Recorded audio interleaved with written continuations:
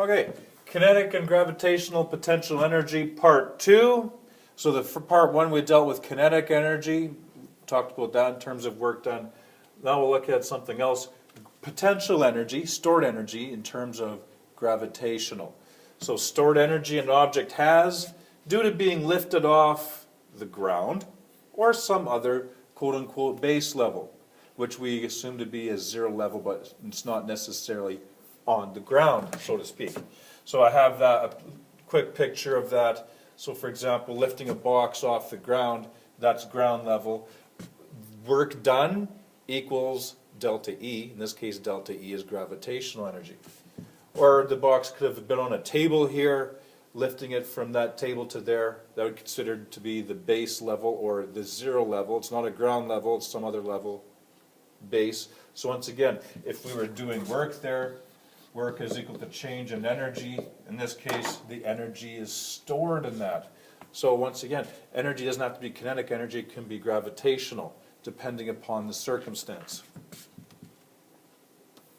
Okay, the equation for gravitational potential energy, various variables you can use. The textbook we're currently using uses the variable u, which I've seen before. Sometimes you'll see a u little g there as well. I just simply chose u to make it simple. So u stands for gravitational potential energy. It's in joules. mgh, so m is mass in kilograms. G is the acceleration against gravity, so we're working against gravity, so it's positive 9.8 meters per second squared. And vertical height is m. Notice we'll have the same unit as kinetic energy. Kilogram, meters times meters, meters second, meters squared per second squared. So we get the same kind of wacky unit that we did for kinetic energy as well. And of course we can simplify that into a joule. So a couple of examples here. A crane lifts a 1.50 times 10 to the 3 kilogram car 20 meters straight up.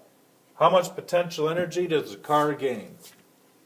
So, as you can see, we have everything that we need for our variables. So just drew a little diagram here showing lifting the car up.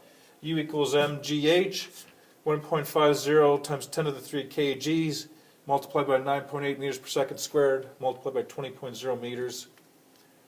Easy, easy, easy. So we simply get 2.94 times 10 to the 5 kilogram meters squared over second squared. And of course, just shorten that to be 2.94 times 10 to the 5 joules. So that's the potential energy gained by that object. The next aside question here, B, how much energy did the crane transfer to the car in order to make this happen? So if the object is gaining 2.94 times 10 to the 5 joules, it's reasonable to think that, well, the crane had to do that equivalent amount of work. And that's it. There's nothing to calculate there. There's just that, or I guess the question is, how much energy does the train transfer to the car? The change in energy is the change in potential energy that it gained. If originally the car was on the ground, 0, and it ended off at that, UF minus UI, it's got to be the same thing if we start off at 0. And part C, I kind of jumped ahead there. How much work did the crane do in order to make this happen? The same amount.